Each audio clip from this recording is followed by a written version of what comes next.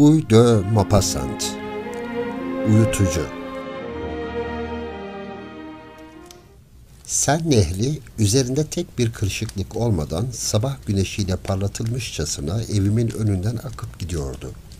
Güzel, geniş, yavaş, gümüşü rengiyle akıp gidiyor, geçtiği yerleri mora boyuyordu.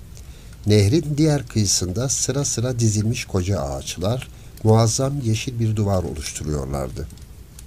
Her gün yeniden başlayan hayatın hissi, o taze, şen, sevilesi hayat yaprakları titreştiriyor, havayı kalp gibi çarptırıyor, suya yansıtıyordu. Postacının az önce getirdiği gazeteleri almış, yavaş adımlarla gazeteleri okumak üzere nehir kıyısına doğru yürüyordum. İlk açtığım gazetede şu cümleyle karşılaştım: İntihar istatistikleri. Böylece bu yıl 8.000 insanın kendini öldürdüğünü öğrendim. Birdenbire onları gördüm. Yaşamaktan bitkin düşmüş, umutsuzluk içinde işlenen iğrenç ve gönüllü katliamları gördüm. Yaraları kanayan, çeneleri kırılmış, kafatasları ezilmiş, karınlarına kurşun saplanmış, bir otel odasında tek başlarına yavaşça ıstırap çeken ve yaralarını düşünmeden daima içlerindeki mutsuzluğu düşünen insanları gördüm.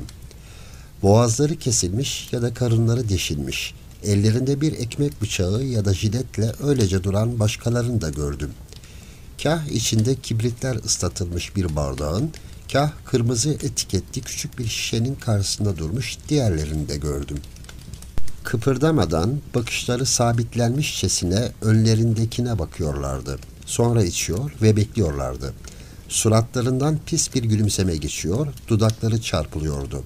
Son gelmeden önce bu kadar acı çekeceklerini bilmediklerinden gözlerinden bir kaygı geçiyordu. Ayağa kalkıyor, ayakta duruyor, düşüyorlardı. Ve düşünceleri kararmadan önce elleri karınlarında organlarının yandığını, bağırsaklarının ateşten bir sıvıyla kavrulduğunu hissediyorlardı.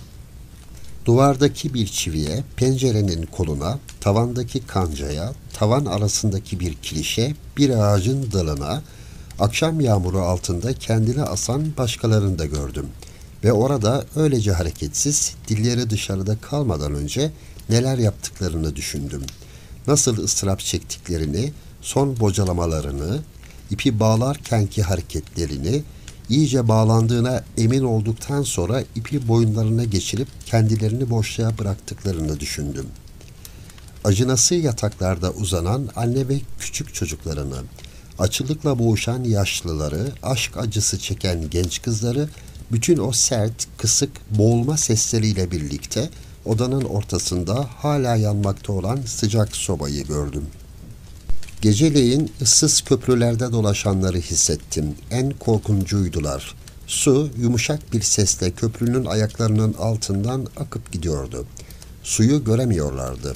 O soğuk kokusunu içlerine çekerken farkına varıyorlardı. Hem istiyorlardı hem korkuyorlardı. Cesaret edemiyorlardı. Yine de yapıyorlardı. Derken uzaktan bir çan saati vuruyor ve aniden gölgelerin derin sessizliğini hızlı bir ses, nehre düşen bir bedenin çarpışı, birkaç çığlık, ellerin suyu dövmesiyle çıkan bir şapırtı bölüyordu. Bazen düşüşlerinin yarattığı sesin dışında kollarını bağlıyor ya da ayaklarına bir taş bağlıyorlardı. Ah zavallı insanlar, zavallılar, sanki onların ölümüyle ölmüşüm gibi onların kaygılarını hissediyorum. Bütün sefaletlerini hissediyorum.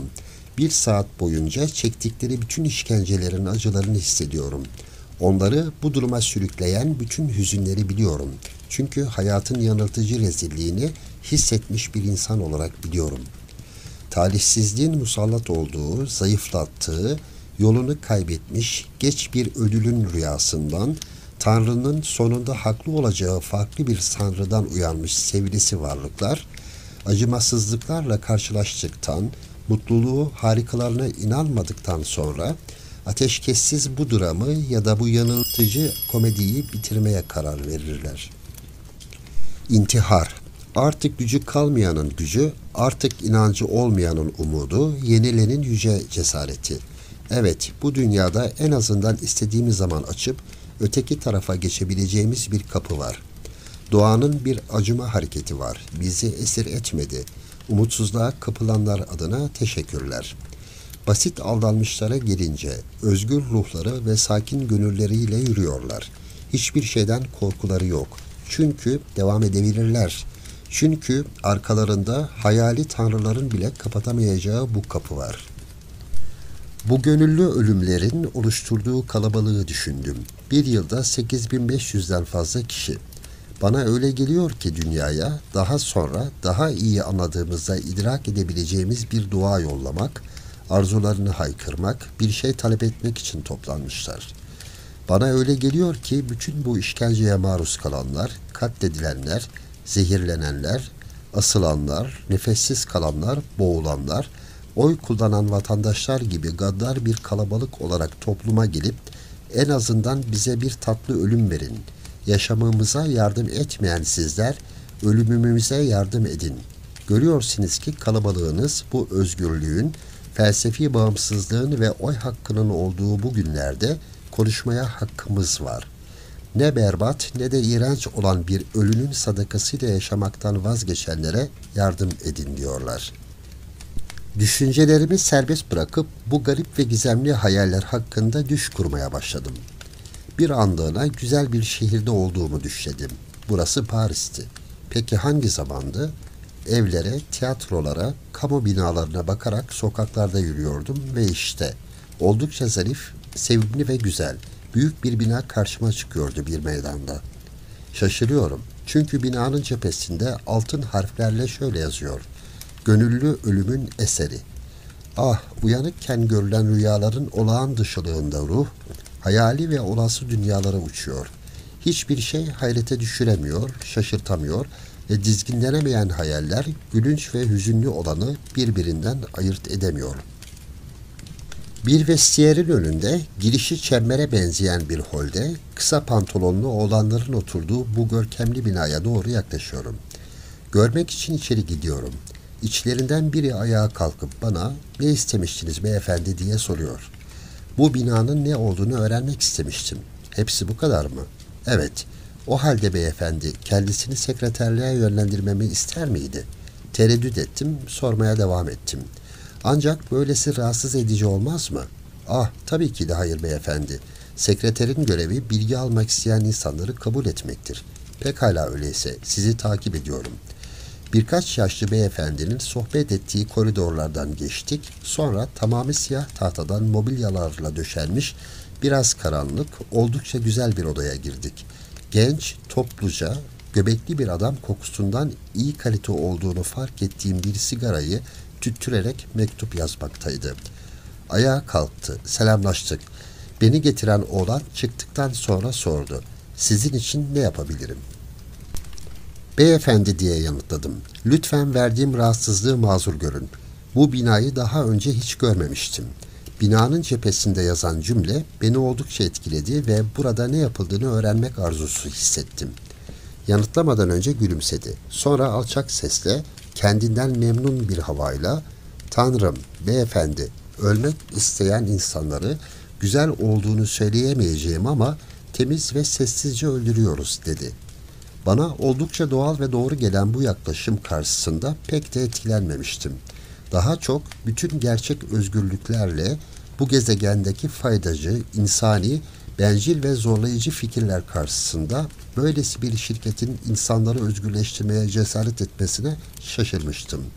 Sormaya devam ettim. "Nasıl böyle bir noktaya geldiniz?" "Beyefendi, 1889'daki dünya sergisini takip eden 5 yılda intihar oranları oldukça arttı ve olaylar önemli bir hal aldı. Sokaklarda, eğlencelerde, lokantalarda, tiyatroda, vagonlarda, Cumhurbaşkanı'nın düzenlediği resepsiyonlarda, her yerde insanlar intihar ediyordu. Bunlar benim gibi yaşamayı sevenler için sadece tehlikeli gösteriler değil, aynı zamanda çocuklar için kötü örnekti. O halde intiharlara yoğunlaşılmalıydı. Bu tekrarlama nereden geliyordu? Bilmiyorum. Derinlerine inince sanıyorum dünyanın yaşlanmasından. Onu daha net görmeye ve hakkında kötü düşünmeye başlıyoruz. Günümüzde hükümet gibi kaderin oluşturduğu şeylerin ne olduğunu biliyoruz. Her yerde aldatıldığımızın farkındayız ve bu böyle devam edecek. Kaderin seçmenine yalan söyleyen, aldatan, çalan, insanları yanıltan sabit bir vekil gibi olduğunu anladığımızda sinirleniriz ve her 3 ayda bir yenisini seçemeyeceğimizden, bizi temsil edenler de kötü kararlar verdiğinden orayı terk ederiz. Gerçekten mi? Ah, kendi adıma şikayetçi değilim. Bana eserinizin nasıl işlediğinden bahsetmek ister miydiniz? Elbette. Öncelikle ne zaman dilerseniz grubumuza katılabilirsiniz. Burası bir kulüptür. Bir kulüp?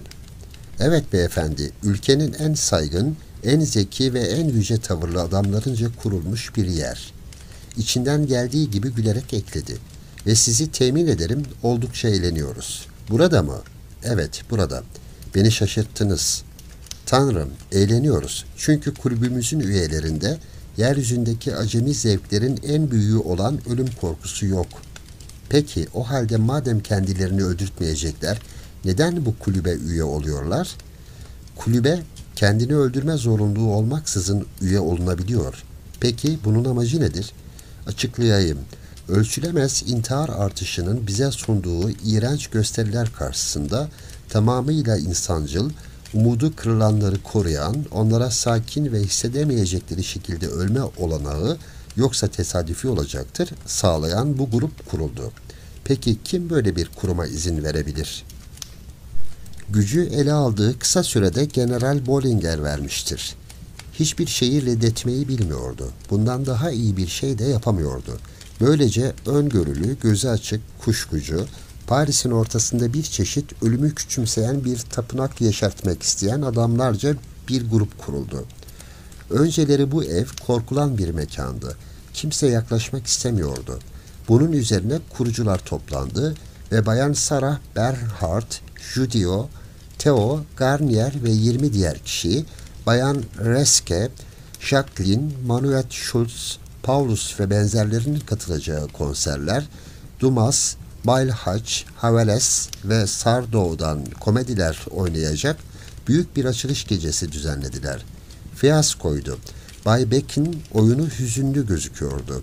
Ancak sonradan Komedie Francais'te büyük bir başarı elde etti. Sonunda bütün Paris geldi, anlaşma başlamıştı.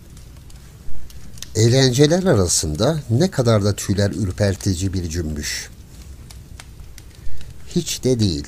Ölüm hüzünlü olmamalı, kaygısız olmalı. Biz ölümü mutlu kılıyoruz, çiçeklendiriyoruz, kokular sürüyoruz, basitleştiriyoruz. Örneğe bakarak yardımına gelmeyi öğreniyoruz. Bunun karmaşık bir şey olmadığını görebiliriz. Eğlence için buraya gelinmesini anlıyorum. Ancak ölüm için buraya gelinir mi? Hemen olmadı tabii. Güven verici olmazdı. Peki ya sonra? Geldiler. Kalabalıklar mıydı? Kalabalıktılar. Günde 40'tan fazla vardı. Neredeyse artık kendini Sen Nehri'nde boğan yoktu. Başlangıcı yapan kimdi? Kulüpten bir üyeydi. Özverili biri miydi? Sanmıyorum. Her şeyden huzursuz olan, perişan durumda, 3 ayda Baccarat kristallerinin çoğunu kaybeden biriydi. Gerçekten mi? İkinci kişi bir İngilizdi. Tuhaf bir kişiydi. Bunun üzerine gazetelere ilan verdik. Yöntemlerimizi anlattık. İlgi çekici ölümler bulduk.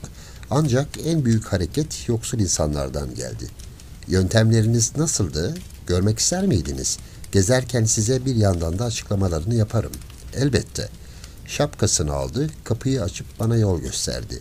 Tüm kumarhanelerde olduğu gibi erkeklerin oyun oynadığı bir oyun salonuna girdik. Ardından farklı salonlardan geçtik. İnsanlar canlılık ve neşeyle sohbet ediyorlardı. Böylesine canlı, hareketli, neşeli bir kulüp pek görmemişimdir. Ben böyle şaşkın şaşkın bakınırken sekreter konuşmaya başladı. Ah, burası inanılmaz derecede moda oldu. Dünyanın her yerinden şık insanlar, ölümü küçümsemek havası için bunun bir parçası oluyor.